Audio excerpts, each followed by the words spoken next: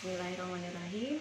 Assalamualaikum warahmatullahi wabarakatuh. Apa kabar anak-anak kelas 4A dan kelas 4B? Semoga kalian semua berada dalam sehat walafiat. Amin ya robbal alamin. Kembali bertemu lagi dengan Bu Esi pada pembelajaran pendidikan agama Islam dan budi pekerti. Kalian sudah sarapan? Sudah mandi? Tetap jaga kesehatan dengan menjaga 3M. Yang pertama, mencuci tangan di dalam air mengalir. Yang kedua, memakai masker ketika kalian keluar rumah. Dan yang ketiga, menjaga jarak. Dan Bu Esi himbau kalian kalau tidak ada kepentingan untuk keluar, lebih baik tidak usah keluar, di dalam saja ya. Oke, hari ini kita akan belajar tentang pelajaran yang kedua, yaitu beriman kepada Allah dan Rasulnya. Yang pertama yang mau kita pelajari satu aja dulu, beriman kepada Allah Subhanahu wa Ta'ala. Nah, anak-anak, apa sih artinya iman itu? Iman itu artinya menurut bahasa adalah percaya.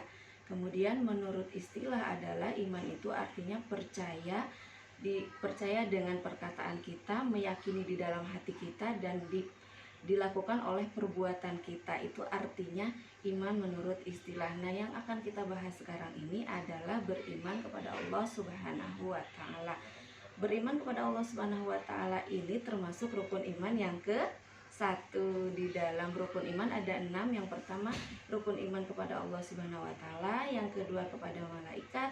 Yang ketiga, kepada kitab-kitab Allah. Yang keempat, kepada rasul-rasul Allah. Yang kelima, kepada hari kiamat. Dan yang keenam, kepada qada dan qadar.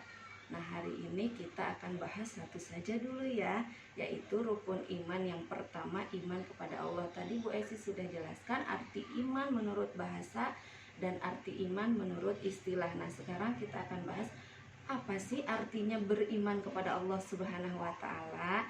Kalian tentu bisa jawab karena tadi artinya iman kalian sudah tahu.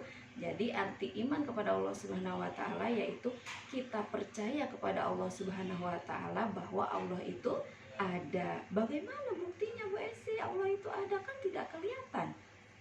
Nah, buktinya bahwa Allah itu ada yaitu pertama dengan adanya ciptaan Allah. Apa sih ciptaan Allah? Ciptaan Allah itu banyak. Ada yang di langit dan ada yang di bumi. Yang di langit misalnya ada bintang, ada matahari, ada bulan ya. Dan yang gaib ada malaikat.